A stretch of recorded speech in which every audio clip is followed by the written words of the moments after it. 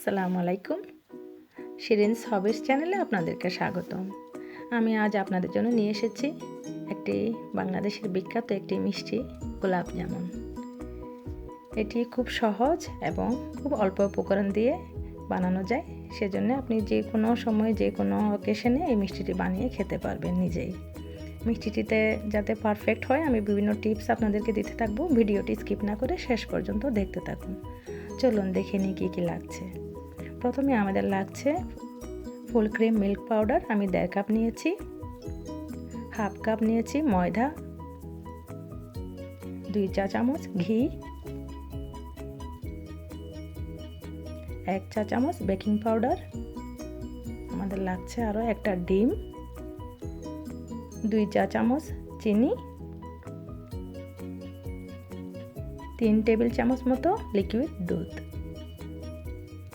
এছাড়াও লাগছে তেল ডিপ ফ্রাইয়ের জন্য, হাফ কাপ মতো মাওয়া, এটা অপশনাল, 3টা এলাচ,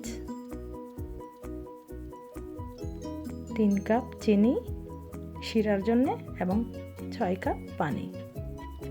প্রথমে একটি মিক্সিং বলে আমি একটা ছাঁকনি দিয়ে শুকনো উপকরণ দুধ, ময়দা, চিনি এবং বেকিং পাউডার এই 4টা জিনিস একসাথে চেলে নিব, যাতে বেকিং পাউডার, ময়দা এবং দুধ ভালো মতো মিশে যায়।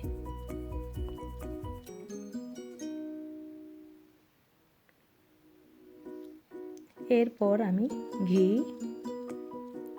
এবং ডিমটা ভালো মতো ফেটে একসাথে ময়দার সাথে মেখে নিব।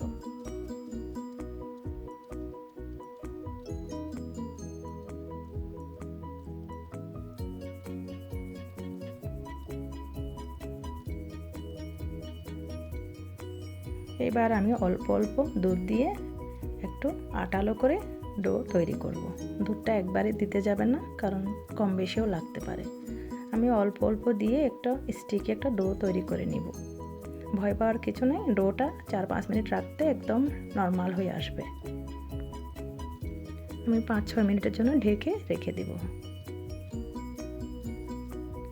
অন্যদিকে আমি চলে যাব শিরা তৈরি করতে। প্রথমে একটি পাত্রে আমি চিনি, এলাচ এবং পানি দিয়ে শিরাটা তৈরি করতে ঢেকে রেখে দিব চুলার উপর হাই পাওয়ারে।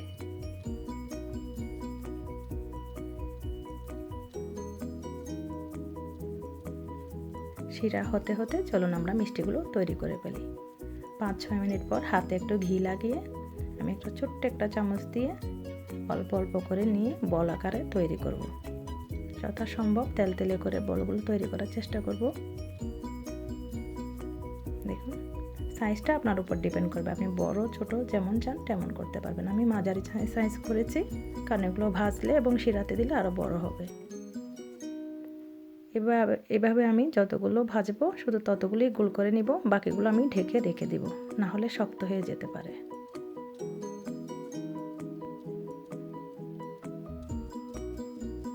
ব্যাস, আমি এগুলো ভাজতে চলে যাব, বাকি ডোটা আমি ঢেকে রেখে দিব। এবার একটা চুলায় কড়াইতে আমি বেশি করে তেল নিব, যেহেতু ডিপ ফ্রাই করতে হবে মিষ্টিগুলো, এবং তেলটা ঠান্ডা থাকা অবস্থায় মিষ্টিগুলো ছেড়ে দিব। তেলটা যাতে কোনোভাবেই গরম না হয়, বেশি গরম হলে মিষ্টি উপর দিকে পুড়ে যাবে, ভেতরে কাঁচা থেকে যাবে। এখন একদম লো আছে আমি মিষ্টিগুলো এভাবে 3-4 মিনিট রাখবো। দেখুন, মিষ্টিগুলো নিচ থেকে উল্টে যাচ্ছে।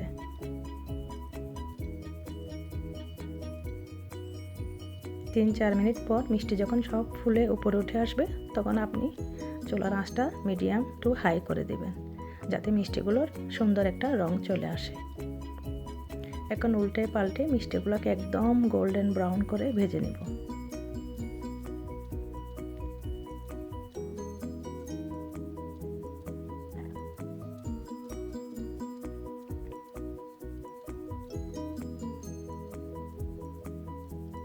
সাত 8 মিনিট আমি এভাবে মিষ্টিগুলোকে একদম গোল্ডেন করে ভেজে নিয়েছি। এবার একটা প্লেটে উঠিয়ে রাখবো মিষ্টিগুলো।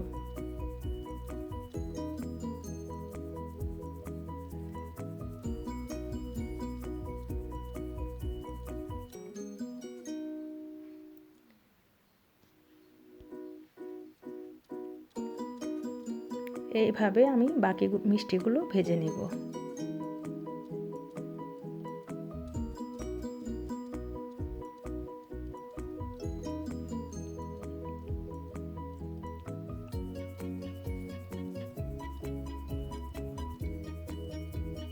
খেয়াল রাখবেন তেলটা যেন ভাজার সময় একদম প্রথমে ঠান্ডা থাকে, না হয় মিষ্টি উপর থেকে পড়ে যাবে। বাকি মিষ্টিগুলো আমি 7-8 মিনিট এভাবে গোল্ডেন ব্রাউন করে ভেজে নিয়েছি।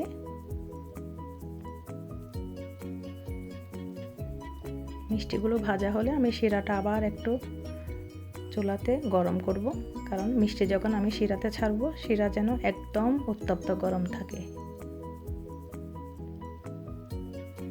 এখন আমি হালকা গরম মিষ্টিগুলো গরম গরম শিরায় ছেড়ে দেব একসাথে সব।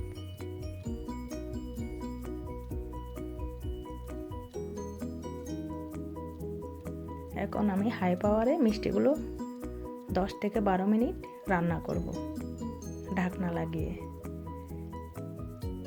আর আপনাদের ঢাকনাতে যদি কোনো রকম ছিদ্র থাকে একটা টিস্যু পেপার দিয়ে চেষ্টা করবেন ঢাকনাটা যাতে ছিদ্রটা বন্ধ থাকে। ব্যাস 10-12 মিনিটের মধ্যে আপনি চাইলে 1-2 বার এভাবে হাতল ধরে নেড়ে দিবেন, তবে কোনোভাবেই ঢাকনা সরানো যাবে না।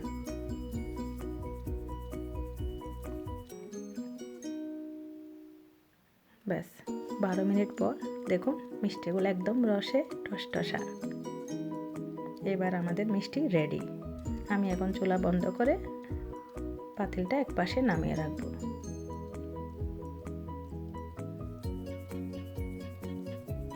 আপনারা চাইলে এভাবেও খেতে পারেন, তবে আমার বাচ্চারা যেহেতু মাওয়া একটু পছন্দ করে আমি তাই ঠান্ডা করে মাওয়াতে গড়িয়ে মিষ্টিটা পরিবেশন করব।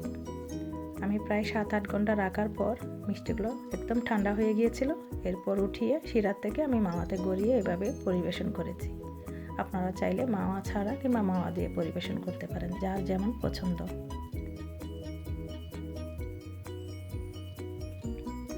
ব্যাস রেডি হয়ে গেল আমাদের গোলাপ জামুন।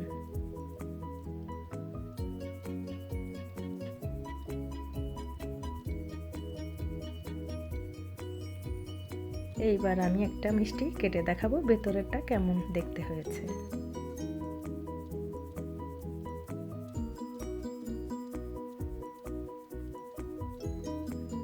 বাহ, একদম জুসি, খেতে অসাধারণ। আপনারা নিজেরা বানিয়ে ট্রাই করবেন এবং আমাকে জানাবেন আমার রেসিপিটা কেমন লেগেছে। সাথে থাকার জন্য অসংখ্য ধন্যবাদ। আমার চ্যানেলটা পারলে সাবস্ক্রাইব করবেন। আল্লাহ হাফেজ।